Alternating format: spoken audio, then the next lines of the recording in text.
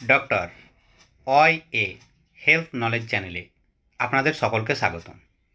এটি একটি স্বাস্থ্য বিষয়ক চ্যানেল।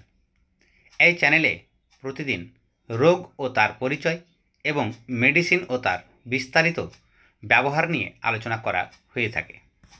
তাহলে আজকে যে মেডিসিনটি নিয়ে আলোচনা করব তার নাম হচ্ছে গ্রিলিনটাস বিএম কফ সিরাপ। তাহলে এই গ্রিলিনটাস বিএম কফ সিরাপ কোন কোন রোগগুলির উপরে বিশেষভাবে ফল প্রদান করে থাকে তা নিয়ে আজকের এই বিস্তারিত আলোচনা। তাহলে চলুন ভিডিওটি শুরু করা যাক। এই গ্রিলিনটাস বিএম সিরাপে যেসব উপাদানগুলি দ্বারা তৈরি করা হয়ে থাকে তা দেখে নেওয়া যাক।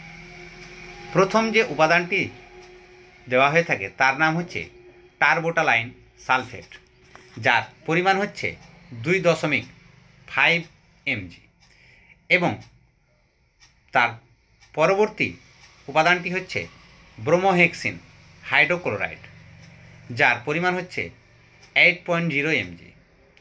তাহলে এবার আমরা দেখব এই মেডিসিন কোন কোন রোগে বিশেষভাবে কাজ করে থাকে এবং এর ডোজ বা মাত্রাগুলি কী, এবং এই ওষুধ ব্যবহারের ফলে কোন কোন সমস্যাগুলি সৃষ্টি হয়ে থাকে তা নিয়ে আজকের এই বিস্তারিত আলোচনা।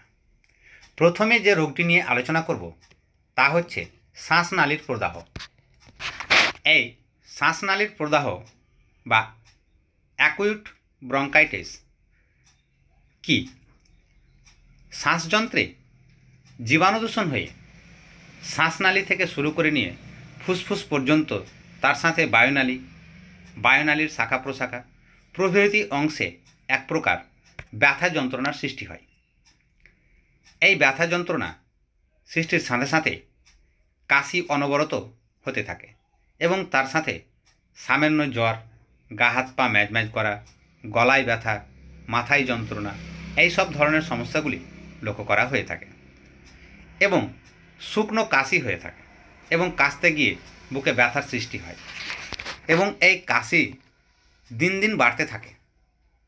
তার সাথে সাথে এই কাশির রং গাঢ় সবুজ এবং বাদামি রঙের হয়ে থাকে। শ্বাস প্রশ্বাস নিতে কষ্ট হয়, বুকে চাপ বোধ হয়, অর্থাৎ গলার মধ্যে ঘড় ঘড় করে এক ধরনের শব্দের সৃষ্টি হয়ে থাকে। বুকে স্টেথোস্কোপ দিয়ে পরীক্ষা করলে দেখা যায় যে সেখানে সাঁই সাঁই শব্দ বা ঘড় ঘড় শব্দ, এই সব ধরনের শব্দগুলি লক্ষ্য করা হয়ে থাকে। তখন এই সব ধরনের সমস্যাগুলি দেখতে গেলে এই মেডিসিন অর্থাৎ গ্রিলিনটাস বিএম সিরাপ ব্যবহার করা হয়ে থাকে। এর পরবর্তী রোগটি হচ্ছে নিউমোনিয়া। তাহলে অনেক সময় এই নিউমোনিয়া রোগে যেসব সমস্যাগুলি লক্ষ্য করা যায় বা লক্ষণগুলি দেখতে পাওয়া যায় তা দেখে নেওয়া যাক।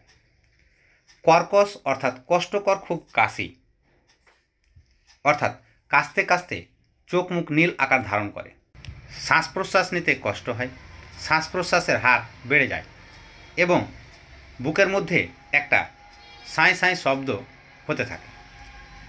এই সব ধরনের সমস্যা যদি লক্ষ্য করা যায় তখনও এই মেডিসিন অর্থাৎ গ্রিলিনটাস বিএম সিরাপ ব্যবহার করা হয়ে থাকে। এছাড়াও আরও যেসব সমস্যাগুলি লক্ষ্য করা গেলে এই মেডিসিন ব্যবহার করা হয় তা হচ্ছে কাশির সময় বুকে ব্যথা হওয়া, শ্বাসকষ্ট হওয়া, শ্বাসের গতি বৃদ্ধি পাওয়া, এই সব কাশির সাথে রক্ত ওঠা বা রক্তকাশ হওয়া, কফের সাথে প্রচুর পরিমাণে রক্ত বের হতে থাকে, এই সব ধরনের সমস্যাগুলি দেখলেও এই মেডিসিন অর্থাৎ গ্রিলিনটাস বিএম সিরাপ ব্যবহার করা হয়ে থাকে। এই ওষুধ ব্যবহারের সাথে সাথে অন্যান্য ওষুধও ব্যবহার করা হয়ে থাকে। এই ওষুধ ব্যবহারের ফলে বুকে জমে থাকা কফ বাইরে বেরিয়ে আসে। এবার দেখে নেওয়া যাক একজন প্রাপ্তবয়স্ক লোকের এই ওষুধের মাত্রা বা ডোজ কী হওয়া প্রয়োজন। একজন প্রাপ্তবয়স্ক লোকের এই ওষুধের মাত্রা বা ডোজ 10 ml করে দিনে 3 বার পর্যন্ত দেওয়া হয়ে থাকে। অবশ্যই এই ভিডিও দেখে কেউ ওষুধ ব্যবহারের চেষ্টা করবেন না, এটি একটি শিক্ষামূলক উদ্দেশ্যের জন্য বানানো। যে কোনো প্রকার ঔষধ ব্যবহারের পূর্বে অবশ্যই একজন চিকিৎসকের পরামর্শ গ্রহণ করিবেন। ভিডিওটি ভালো লাগলে অবশ্যই চ্যানেলটিকে সাবস্ক্রাইব করে পাশে থাকা বেল আইকনটিকে প্রেস করে নিতে ভুলবেন না। দেখা হবে অন্য আবার নতুন ভিডিওতে। ধন্যবাদ।